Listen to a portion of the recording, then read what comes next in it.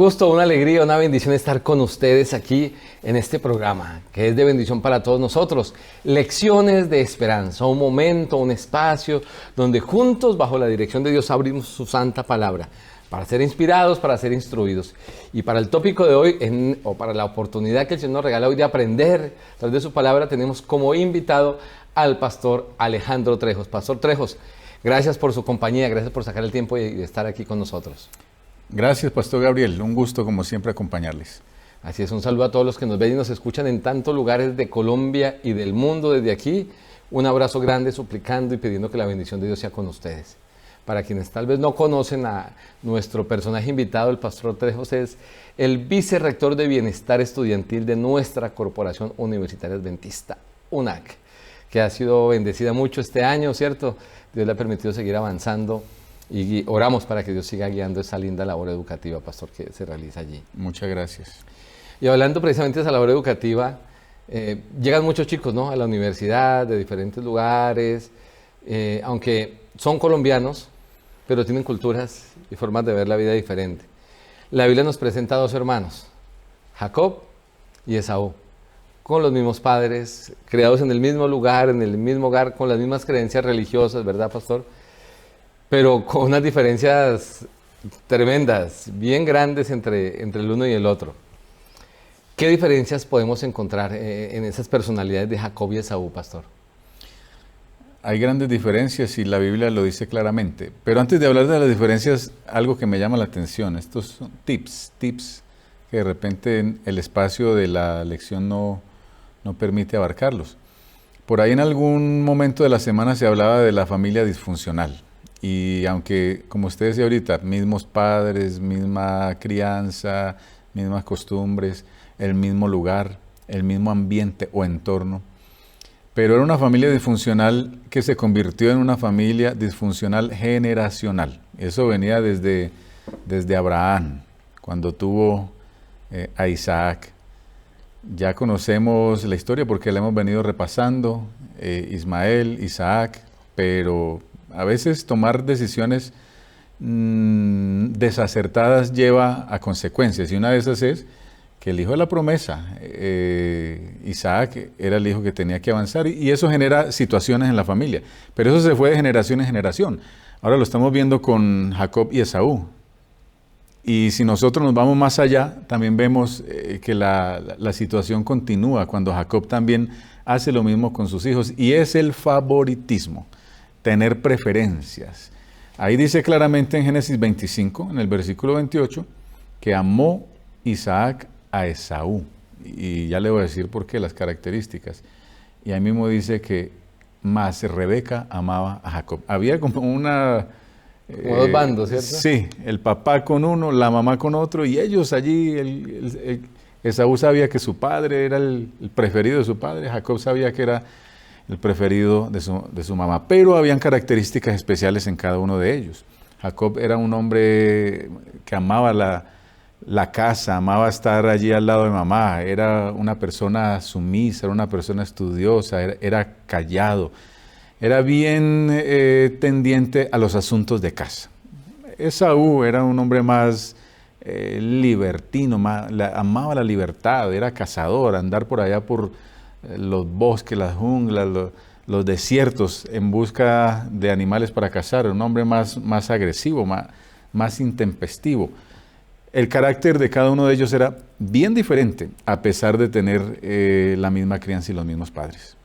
Bien diferentes, y se ve adicionalmente a esos tipos de comportamiento, muchas veces a las intenciones y la manera de hacer las cosas, ¿no? Vemos allí que hay unos peligros que se vieron en la vida de ellos y que se pueden presentar en la vida nuestra, de quienes nos ven y nos escuchan también, y unos peligros que deberíamos evitar. ¿Qué peligros podemos ver en la personalidad de ellos, pastor, que pueden estar presentes en nosotros y que nos pueden traer, como usted mencionó, decisiones desacertadas y acciones que pueden tener consecuencias pues difíciles para nosotros o nuestra familia? Pues curiosamente, aunque nosotros vemos a los dos chicos tan diferentes y de por sí ya uno puede sacar conclusiones adelantadas, y es que ¿a cuál de los dos de verdad le debería pertenecer la primogenitura? Y la razón se la damos a Dios. Cuando Dios le dice allá a la mamá que uno sería mayor que el otro, el menor sería mayor. pero curiosamente ambos, por lo menos en esta etapa de la vida, más adelante las cosas cambian, pero ambos en esta etapa de la vida no tenían una experiencia real con Dios.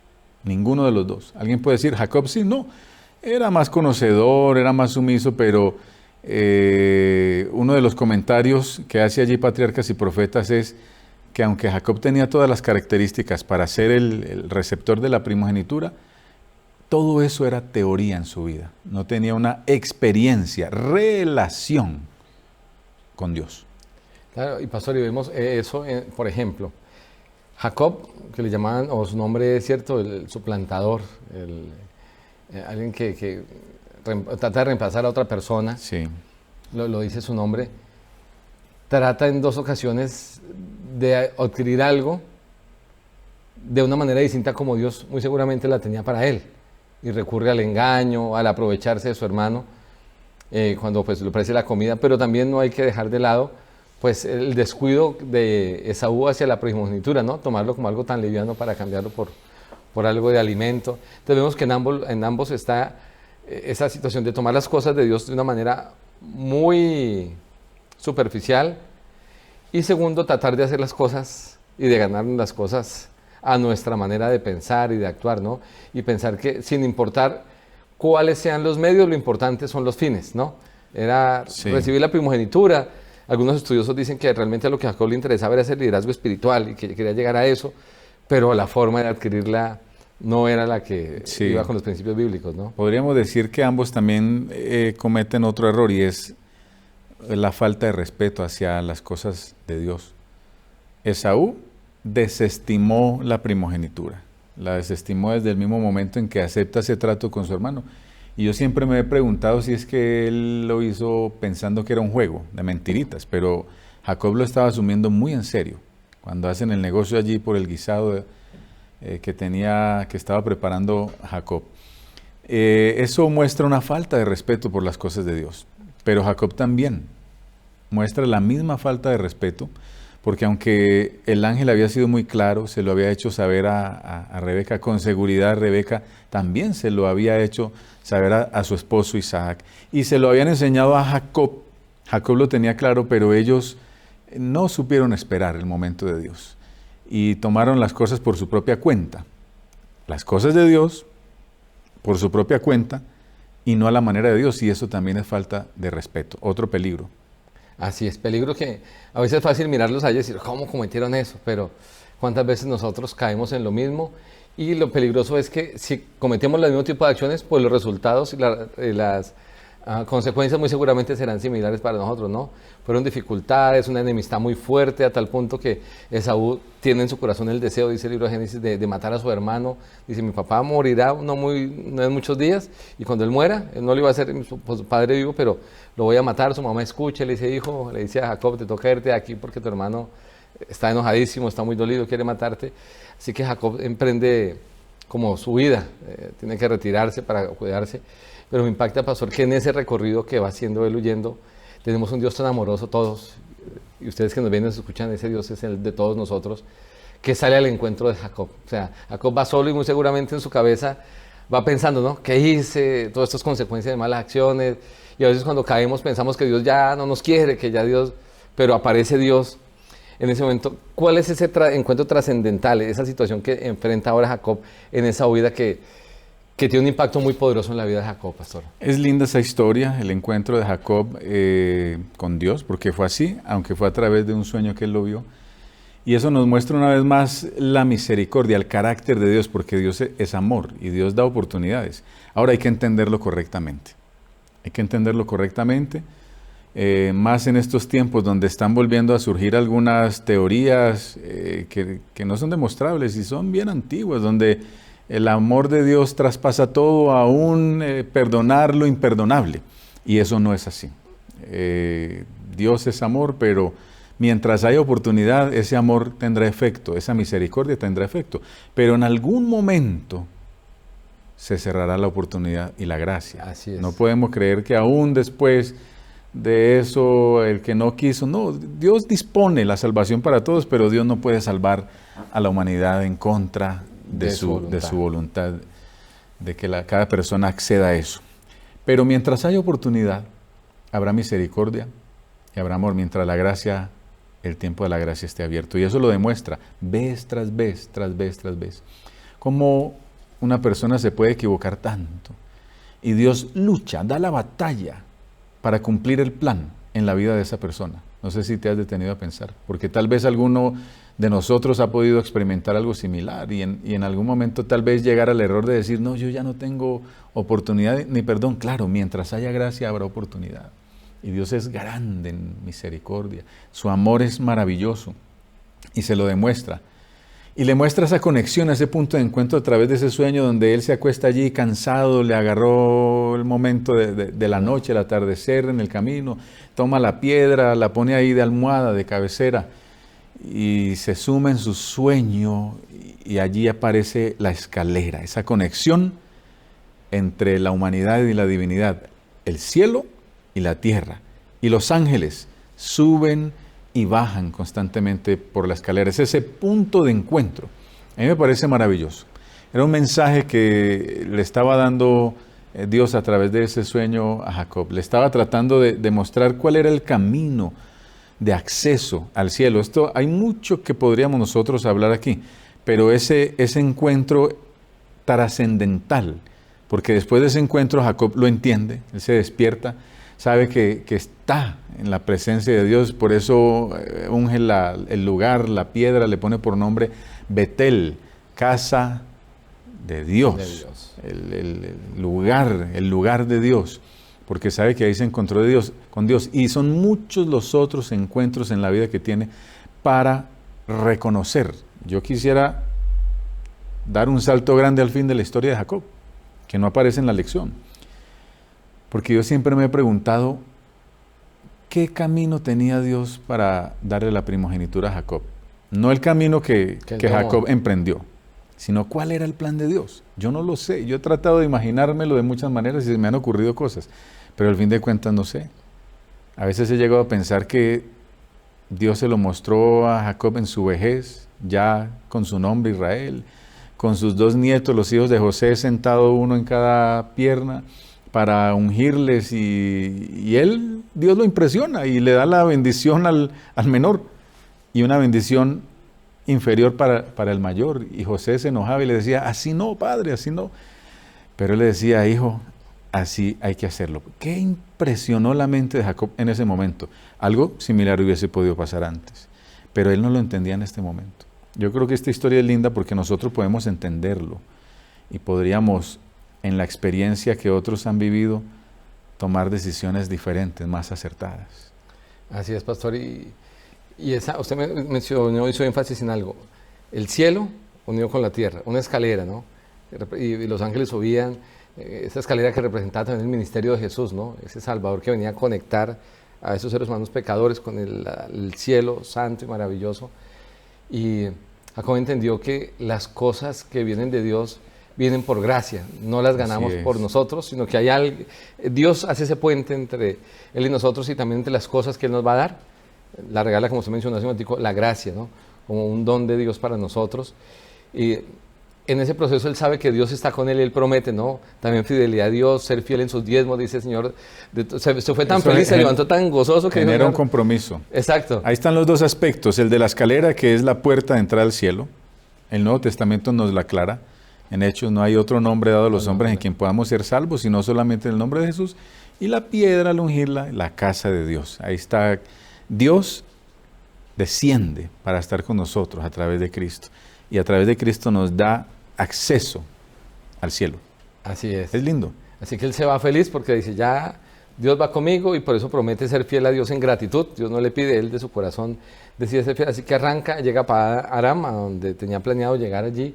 Y parece que todo va saliendo bien, ¿no? Llega, empieza a trabajar, se enamora allí de alguien, de una muchacha muy hermosa, de uno de sus familiares. Pero se presenta una situación de engaño, algo que él ya había vivido, solo que ahora le ve de la perspectiva distinta, ¿no? Él había sido el engañador, el suplantador, pero ahora le toca enfrentar esa situación de una manera distinta, pastor. ¿Qué lecciones podemos aprender de ese engaño que ejerce o que plantea la Biblia de parte de Labán hacia Jacob? Sí, y es interesante el título que pone el autor ahí, el engañador engañado. El engañador engañado. En algún momento él plantea algo así como la ley del talión, ojo por ojo y diente por diente, o tratar de pensar en que todas nuestras acciones tienen consecuencias. Es interesante esto, porque a pesar de que él hace compromisos con Dios, que promete, si Dios le acompaña, le bendice, devolverle todo lo que a él le corresponde, los diezmos de todas sus entradas, de todas sus ganancias, de todo lo que recibiese. Y alguien podría decir, ¿ya el asunto quedó arreglado? Sí, era un buen arreglo, pero a pesar de eso, todas nuestras acciones siempre tendrán consecuencias positivas o negativas. En este caso, Jacob estaba en una posición de desventaja, diferente a la que tenía en casa, porque en casa tenía a su mamá, y la mamá lo respaldaba, la mamá era la que le protegió hasta que pudo, hasta que vio que la vida de su hijo realmente estaba en peligro, pero ahora en ese otro lugar estaba en una posición totalmente en desventaja.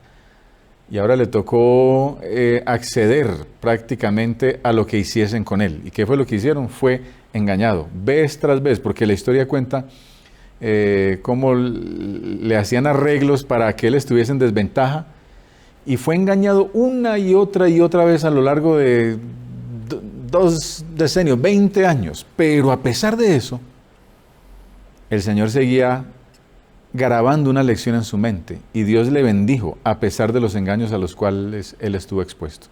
Así es, pastor. Algo que menciona la Biblia en el Nuevo Testamento cuando dice que todo lo que el hombre siembra, eso es lo que va a recoger.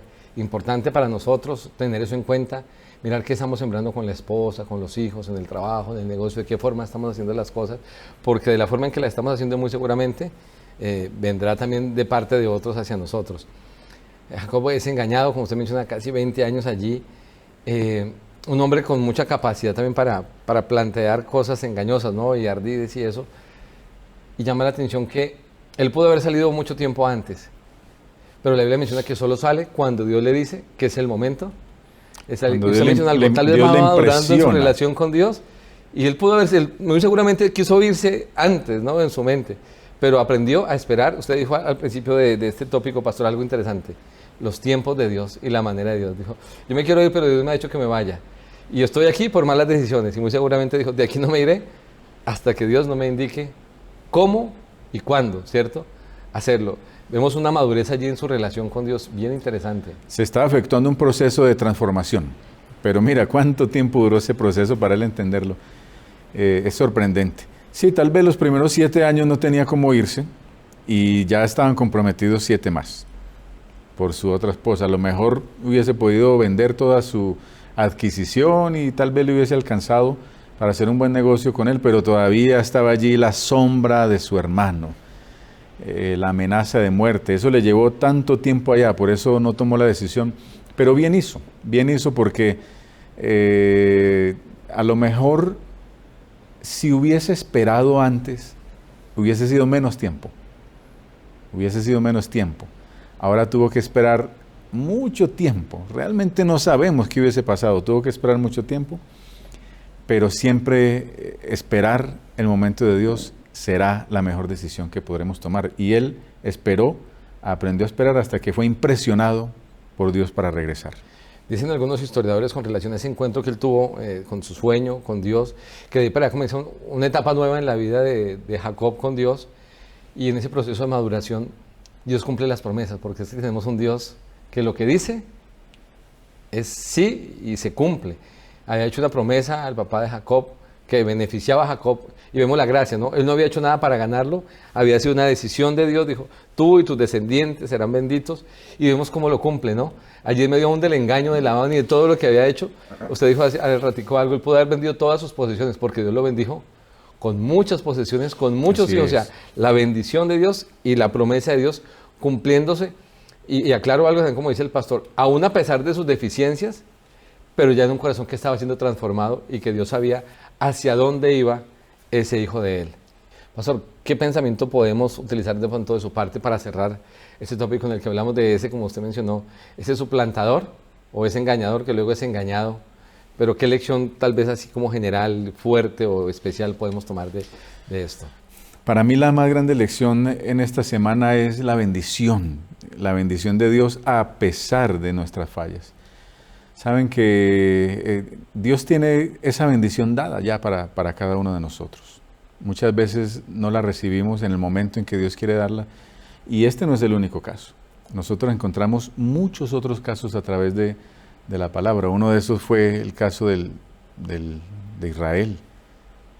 Estando ahí al borde, en el límite de la tierra prometida, pero no vieron lo que Dios ya podía ver.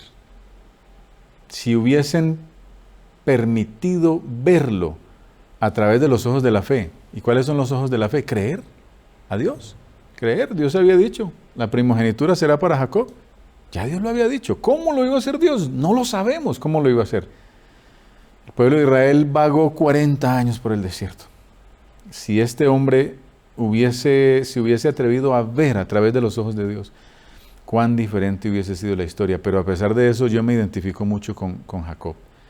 Y me identifico porque a veces cuando nosotros miramos nuestras vidas, podríamos llegar a pensar que muchas de nuestras experiencias son similares, que hemos sido necios, que no hemos aceptado.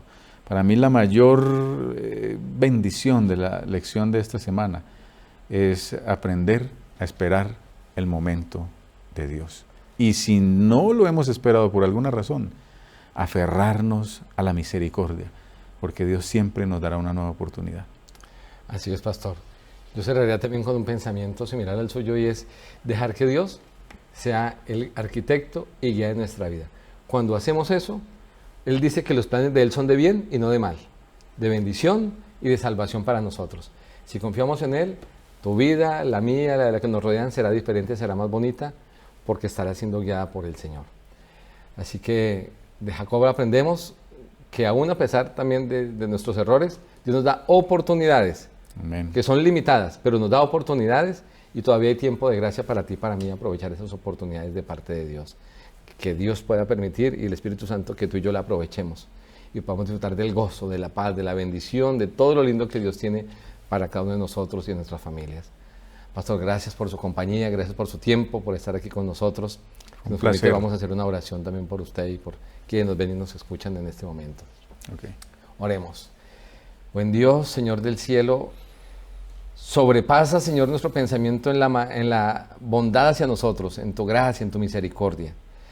Señor, queremos pedirte que nos ayudes a entenderla y aprovecharla en el tiempo que todavía hay posibilidad de aferrarnos a ese perdón y a esa gracia maravillosa para nosotros. Si estamos actuando mal, permítenos reaccionar, reflexionar y a tiempo poder hacer un cambio como lo hizo Jacob, para que también, aun a pesar de nuestros errores, podamos ser receptores de tus bendiciones. Tú puedas escribir una nueva historia de bendición, de salvación para nosotros y nuestros amados. Bendice al pastor Alejandro, a su familia, su ministerio, su liderazgo. Bendice a quienes nos ven y nos escuchan en tantos lugares del mundo y de Colombia. Que tu paz sea con ellos, que tu perdón se haga presente, que ellos puedan exponer su caso delante de ti y, como Jacob, disfrutar de tu dirección, saber que tú vienes en el momento adecuado y cumples tus promesas para ellos también. Lo pedimos todo en Jesús. Amén. Amén. Amén. Los esperamos muy pronto en una nueva lección de esperanza.